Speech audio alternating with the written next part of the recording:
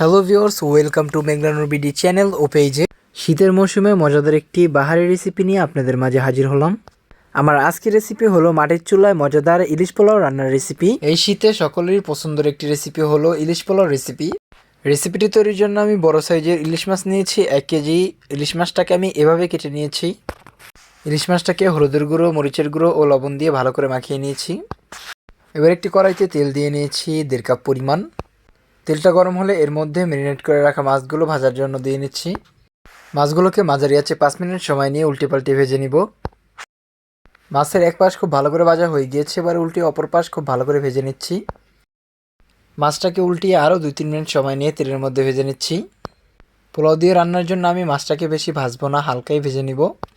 মাছগুলো ভাজা হয়ে গিয়েছে, এবার তেল থেকে অন্য একটি পাত্রে তুলে নিচ্ছি।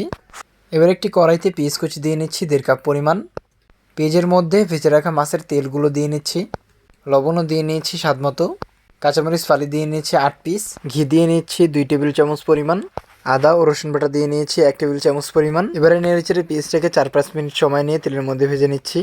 এখন হলুদের গুঁড়ো দিয়ে নিচ্ছি পেঁয়াজের মধ্যে 1/2 চা চামচ পরিমাণ। মাঝারি আঁচে 3-4 মিনিট সময় নিয়ে তেলের মধ্যে হলুদের গুঁড়োটা ভেজে নিচ্ছি। এখন আগে থেকে ধুয়ে ভিজিয়ে রাখা পোলাওর চালটা দিয়ে নিচ্ছি পেঁয়াজের মধ্যে। চালটাকে নেড়েচেড়ে মাঝারি আঁচে 4-5 মিনিট সময় নিয়ে তেলের মধ্যে ভেজে নিচ্ছি। এখন চালের মধ্যে আস্ত মশলা দিয়ে নিচ্ছি, এলাচ, দারুচিনি, তেজপাতা, লবঙ্গ ও গোলমরিচ। এবারে নেড়েচেড়ে মশলাটা চালের সাথে মিশিয়ে নিচ্ছি। চিনি দিয়ে নিচ্ছি স্বাদ মতো। আরও 3-4 মিনিট নেড়েচেড়ে চালটাকে তেলের মধ্যে ভেজে নিচ্ছি। চালটা ততক্ষণ ভেজে নিব যতক্ষণ পর্যন্ত চাল থেকে সুগন্ধ বের না হয়। চালটা ভাজা হয়ে গিয়েছে, এই পর্যায়ে চালের মধ্যে গরম পানি দিয়ে নিচ্ছি। মেজারমেন্ট অনুযায়ী চালের ডাবল পানি দিয়ে নিচ্ছি। রান্নার জন্য আমি পোলাওর চাল নিয়েছি 800 গ্রাম। এবারে নেড়েচেড়ে পানিটাকে চালের সাথে খুব ভালো করে মিশিয়ে নিচ্ছি। এখন চালটাকে উচ্চ তাপে জাল করে নিব পানিটা কমে আসার আগ পর্যন্ত। পানিটা চালের গায়ে লেগে এসেছে, এ পর্যায়ে চালের মধ্যে আগে থেকে ভেজে রাখা ইলিশ মাছগুলো দিয়ে নিচ্ছি।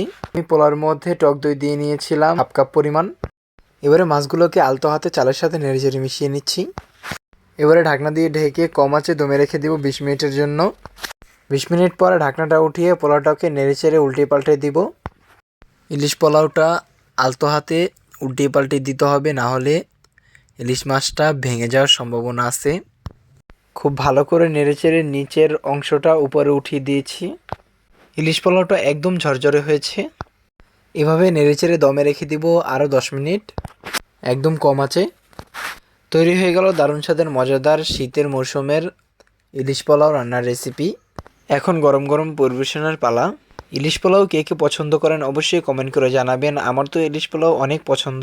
রেসিপিটি আপনাদের কেমন লেগেছে অবশ্যই কমেন্ট করে জানাতে ভুলবেন না। সবাই ভালো থাকবেন, আল্লাহ হাফেজ।